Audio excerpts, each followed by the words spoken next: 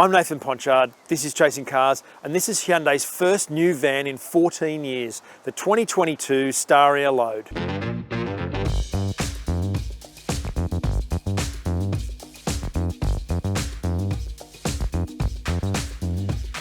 Now, given that the last van came out in 2007 and it's now late 2021, it might not surprise you that the only thing the Staria Load shares with the old iLoad is kind of the name, Load. And that is only in countries like Australia and the UK, where the old car was called iLoad anyway. It was H1 and a whole bunch of other things. Now we have Staria Load. It looks exactly the same as the Staria People Mover, which is also new and replaces the iMax, which was just a van with seats. So now we've kind of flipped that around and made it a people mover, but in a van. So that's why it looks so futuristic and aero and very much 20 years newer than the old van that it replaces. So I actually lied when I said the Staria Load had nothing in common with the iLoad, because look at these. These 6-lug steel wheels, which look really cool and would look terrible if they put hubcaps on it, are shared with the last van. But other than that, all of it's new. And all of this slick front here is sort of like a dead ringer for the Staria People Mover, but isn't quite as high tech, even though we have a front parking camera here on a van. Like, that's pretty cool.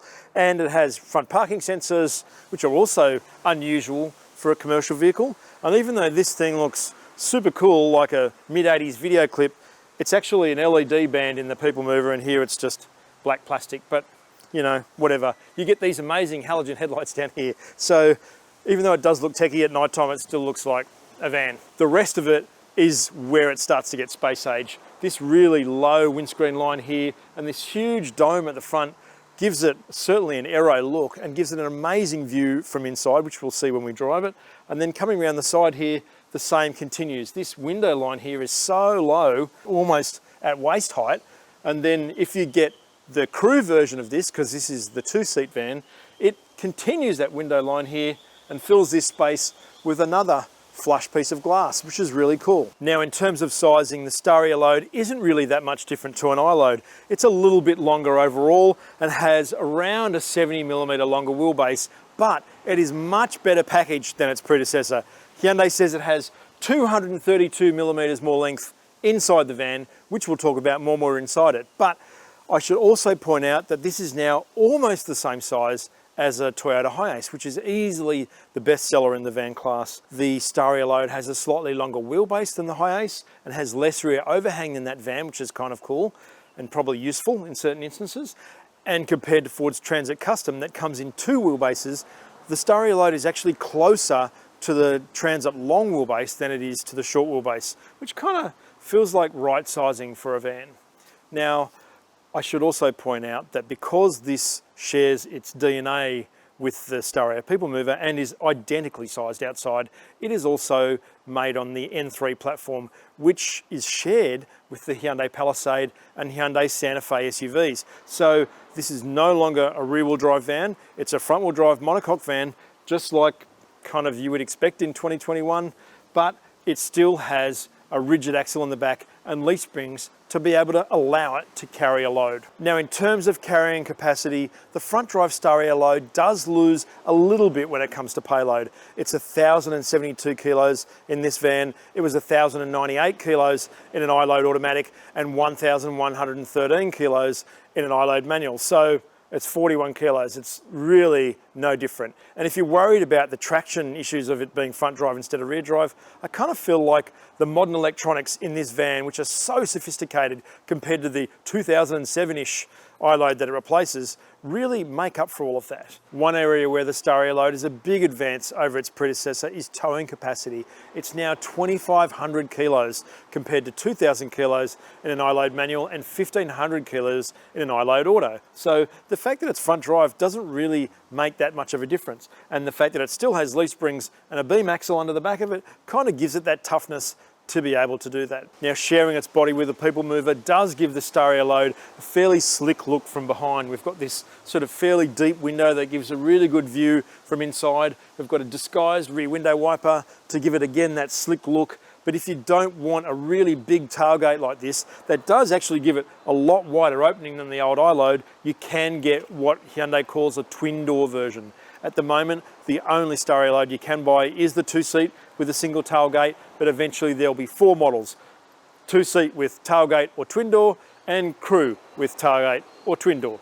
Speaking of doors, let's have a look inside. Now inside the Staria Load, it's all fairly basic. We have a patterned vinyl floor here with 8 tie-down hooks. We have a bit of felt paneling around the sides here that's also on the rear tailgate and on the twin sliding doors, which it gets as standard, but it doesn't really have any other paneling in here. We do have an optional mesh cage thingy that goes behind the 2 front seats that costs $899 fitted, but other than that, it's all fairly basic, as you'd imagine for a van. There are a few dimensions though that I need to point out. The first is one I mentioned earlier, and that is the length of this interior. It's 232 millimeters longer than an iLoad, even though the outside isn't really that much bigger. So that's smart packaging. It's also 77 millimeters longer than a Toyota Hiace, which is also something. And it's 96 millimeters taller than a Hiace from the floor to the ceiling. But there is one dimension where the Staria Load is quite a lot smaller than the Hiace, and that is width. And you can probably see that on the road because a new Hiace van is huge and the Staria van is just normal. It's 1640 millimeters from here to here, whereas a Hiace is 1760.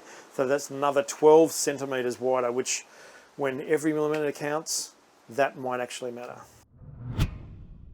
Now the general architecture inside the Staria Load is pretty much the same as it is in the Staria People Mover, although this has all been sort of lower graded for commercial use. So it doesn't have the slush molding across the dash, it's all pretty hard to knock, and same down the sides of the doors here. This is the hard wearing version, but when you pick through the equipment that's in here, you actually realize there's a lot of stuff that is not initially apparent, but is super useful in normal life. So it has keyless entry, it has power folding mirrors that are also heated, it has one-touch power windows, although they only go down to about here and not all the way down. It also has a leather steering wheel, it has a leather gear knob, it has auto hold for the transmission, and an electronic park brake. And then when you start to pick through the other stuff in here, like a drive mode button, it has air conditioning, it has wireless phone charging for the 8-inch touchscreen that also has wireless Apple CarPlay and Android Auto, and doesn't actually sound that bad. It doesn't love loud volume, but it's got a reasonable amount of bass, and again, for a commercial vehicle, it's really good. And most importantly, there is trays for days. It has 1, 2, 3, 4 layers of trays in the doors, although only the second one here actually has a rubberized section to stop things from rattling around. The one here with the wireless phone charging also has a rubberized section, so again, to keep things pretty still. But this one down here, which looks suspiciously like it's for cigarettes, and this one down here that's sort of patterned but doesn't have anything in it, things will rattle around in that stuff. We have a pop-out cup holder in the dash here, which is for the passenger, not the person in the middle, because this is only a 2-seater. The driver's one is up here, and we also have these 2 trays along the top here, which is where there are pop-up covers in the People Mover version, but here they're just sort of open. I've actually got the rubberized phone sitting in here, which is really useful because it doesn't slide around because there's no rubberizing on the tray itself. And we have 2 more trays which are up here along the top here with a little netted section against the sort of felt lined roof, which is again really useful, and these huge sun visors with illuminated little screens in them for those of us that are a little bit more vain than others. There's just all those little detail things that make a difference inside this cabin to way that you live in it and way you use it every day. Now, the Staria Load hasn't been independently crash tested yet, but Hyundai is hoping for 5 stars, and part of the reason is because it actually has a center airbag here to stop heads from hitting each other in a side impact, hence why the Staria Load is only a 2-seater and not a 3-seater like the old iLoad.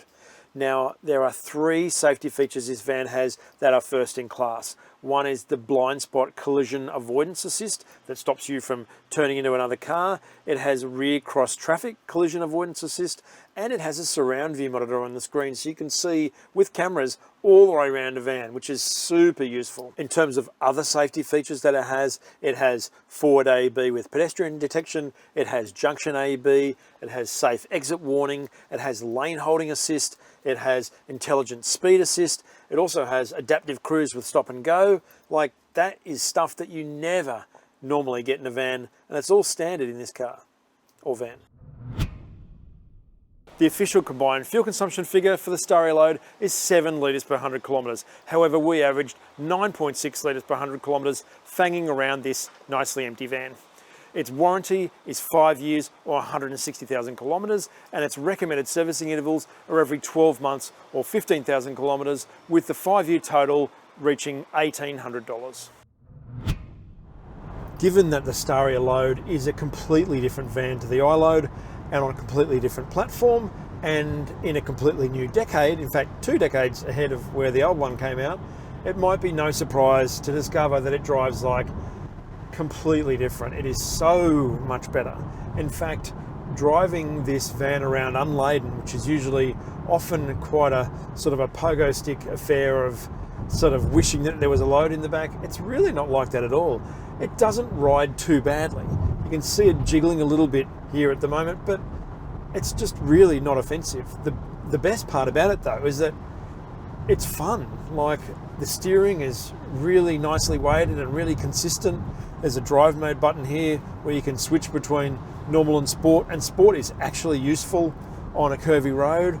And there's just a level of poise and balance about the Staria Load that seems to be something that is encroaching all of Hyundai's range and has become part of the van story as well. Like, the iLoad was okay to drive, but the Staria Load is really good to drive. Now, you might be wondering, does the front wheel drive make any difference?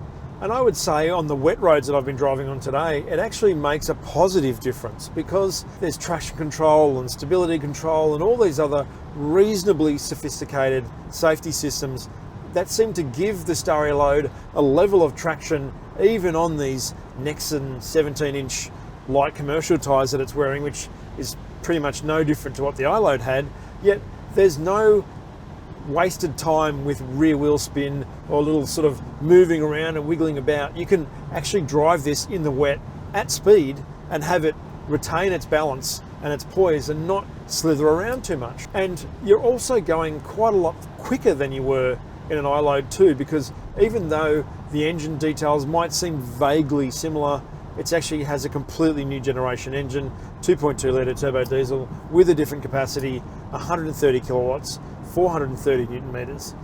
Now, that's exactly the same as in the Staria People Mover. It does make a big difference to the fuel economy. As we've mentioned, 7 litres per 100 kilometres compared to 8.8 in the iLoad automatic with only an old 5-speed.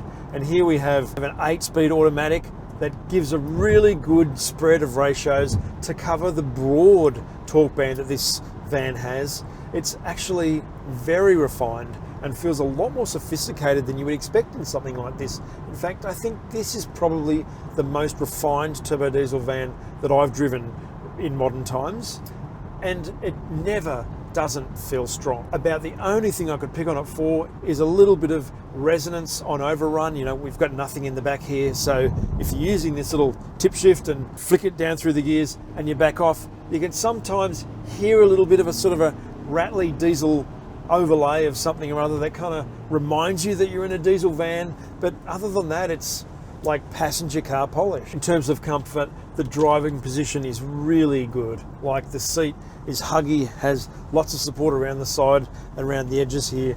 The driver gets a crank seat height adjustment, which the passenger does not get, but you also get that amazing vision that we mentioned earlier, like that really deep cowl down here, lovely low window line here. It has this feeling of kind of classy expense. And other than the few moments of a bit of suspension intrusion and a little bit of the diesel overlay, it's actually a really refined van as well. You could spend hours in this thing and not feel like you're a second-class citizen. The other thing that makes it pretty comfortable when you're driving is the safety systems. Like, I'm not a massive fan of having steering assist and lane assist and that, but you can just turn it on and off on the steering wheel here. And in the Staria Load, it's actually not only unusual to have a van giving you safety assistance like that, but it's actually pretty good at it. It does a little bit of nudging here and there with the steering. It points the wheel in early. It means you can be doing whatever you do when you're driving your van, chatting on the phone, concentrating on other things, and it's constantly helping you, which I think is another step towards making stuff like this as safe as a passenger car. Australian tradies loved the Hyundai iLoad to the point where they bought almost 60,000 of them in 14 years. But if you drove any of the iLoad's more modern competition, certainly towards the end of its life, even after its 2018 facelift, you knew that this was very much a van from the 2000s and not a van for the 2020s. And I think the Staria Load bridges that gap. It feels like a 20-year newer van and certainly looks modern and new. And some people may like that and some people may prefer the look of the iLoad. But I think once you sit in the car, once you experience the way that this van drives and go through all of the equipment that you get for $2,530, more than what the charge was for an iLoad automatic, then you go, well, the Staria van is actually a pretty good deal. It's $45,790, which does sound reasonably expensive for something that looks fairly sparse, but when you go through the equipment in this van, you realize that it's as sophisticated as the way that it drives, and the way the engine performs, and just its general aura. This is a van you can have fun in when it's not laden or when it's completely chock full. If you haven't subscribed, please do so below the video, hit the notification bell and leave a comment on the 2022 Hyundai Staria Load or on Chasing Cars. Thanks for watching.